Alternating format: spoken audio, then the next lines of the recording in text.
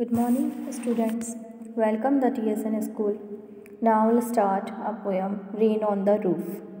Rain means आपको पता है बारिश और roof means छत. बारिश के बारे में इस पोएम में बात की गई है. इसके जो राइटर है वो कॉर्टेस किनी है. ये जो थे एक जर्मन राइटर थे. Now we'll start this poem.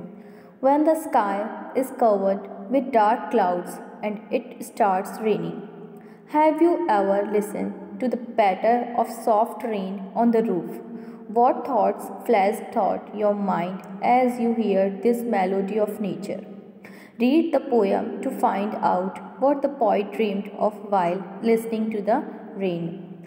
क्या बात कर रहे हैं पोइट की, जब आसमान में काले बादल जो है उससे ढका हुआ होता है, जब हम आसमान तो क्या होता है फिर बारिश धीरे धीरे शुरू होना स्टार्ट हो जाती है और जब बारिश की बूंदें छत पर धीरे धीरे गिरती है तो कुछ आवाज़ आती है, टप टप की साउंड जो स्टार्ट होता है वो आने लगता है. तो राइटर कह रहे पोइट जो है वो ये बताना चाह रहे हैं कि वो जो म्यूज़िक वाला जो साउंड होता है जो बारिश की बूंदों से छत पे गिरने से आता है, वो साउंड आपने क्या सुना है? और अगर सुना है तो उसकी आवाज़ सुनते टाइम जो पोइट है वो क्या सपना ले रहा है या क्या पोइट इस बारे में सोच रहे हैं, तो वो इस पोएम में उन्होंने बताया है. जो पोइट है वो अपने हॉस्टल मेमोरी के बारे में बात कर रहे हैं इस पोएम में, जो कि जब वो हॉस्टल में थे तो एकदम अपने रूम में वो बैठे थे और बारिश स्टार्ट हो गई थी, तो वो अपनी उस यादों को, उन पुरानी बातों को वो इसमें बताने का उन्होंने कोशिश की है. When the humid shadows hover over all the starry spheres and the melancholy darkness gently weeps in rainy tears. Humid means आपको पता है नम, मॉइस्ट होता है, मॉइस्चर होता है, ठीक है. पोइट कह रहे हैं कि जब मतलब जो बादल है उनके अंदर क्या होती है, नमी होती है. नमी युक्त जो बादल है वो चारों तरफ शेडोज, होवर मीन्स चारों तरफ मंडराना, होवर मीन्स होता है मंडराना, कि जब आसमान में जो बादल है वो मॉइस्ट से भरे हुए मीन्स उनके अंदर मॉइस्चर भरा हुआ है तो वो ऊपर मंडरा रहे. ओवर ऑल द स्टेरी स्फीयर्स, और उसके वहाँ पे क्या है, एकदम ऐसे बादल मंडरा रहे वहाँ पर और ऐसा लग रहा है कि जैसे तारों की तरह वो चमक रहे, ऊपर मॉइस्ट की तरह भरे हुए बादल ऊपर की तरफ आसमान में पूरी तरफ फैले हुए हैं. And the मेलकनी darkness, मेलकनी darkness means होता है उदासी भरा, उदासी होना, ठीक है. कि वो कह रहे हैं कि जब मतलब मैं अपने रूम के अंदर लेटा हुआ हूँ बेड पर तो मैं काफ़ी उदास सा हूँ और देख रहा हूँ कि आसमान में बहुत ज़्यादा डार्कनेस है और बादल बहुत ज़्यादा गहरे हुए हुए.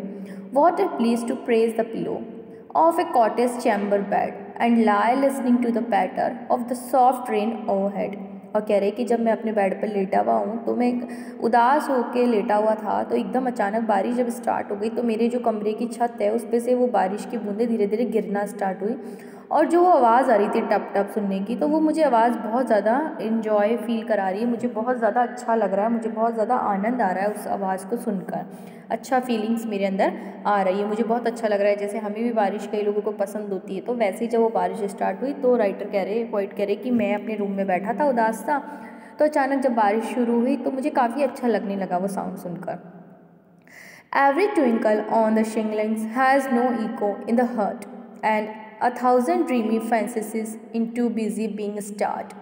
और कह रहे कि मतलब जब छत के ऊपर वो जो बारिश की खनखनाहट की जो बूंदें जब गिर रही थी, जो वो आवाज़ मेरे दिल को मतलब सुनाई दे रही थी मेरे मन को, तो मुझे बहुत अच्छा फील हो रहा था और मेरे मन में बहुत सी कल्पनाएं, बहुत से सपने अंदर आने लगे मेरे दिमाग में लेटे लेटे.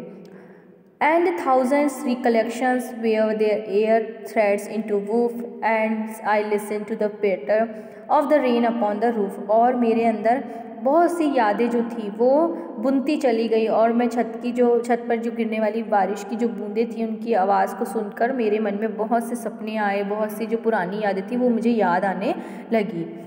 Now in memory comes my mother as she used in years ago to regard the darling dreamers era, she left them till the dawn. Oh, I feel her fond look on me as I listen to their refrain, which is played upon the shinglings by the patter of the rain.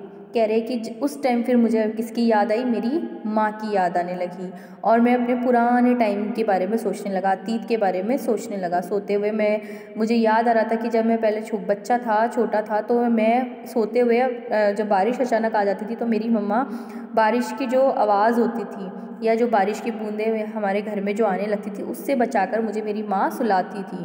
पूरी रात वो जगती थी और मुझे आराम से ऐसे सुलाती थी, और वो जो आवाज़ होती थी तब भी मुझे बहुत अच्छी लगती थी, और मुझे बहुत अच्छा लगता था कि मेरी माँ उस टाइम मुझे बहुत ज़्यादा प्यार से और बहुत ज़्यादा मेरी केयर करती थी। बट अब मेरी जो माँ है वो मेरे साथ नहीं है, ठीक है, मेरे मतलब पास नहीं, उनकी डेथ हो चुकी है, तो वो मेरे अब साथ नहीं है। तो वो मुझे याद आ रही है कि अभी मेरे पास मेरी माँ नहीं है। और जब बच्चा था, मैं छोटा था, तो मैं जब बारिश होती थी तो यही आवाज़ सुनकर मुझे बहुत अच्छा लगता था।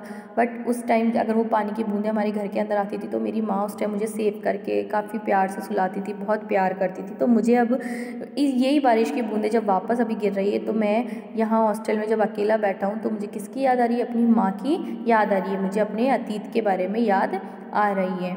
ऐसा होता है कि बारिश की जो बूंदें होती है उनको याद करके हमें भी कुछ ना कुछ अपनी मेमोरी याद आ सकती है।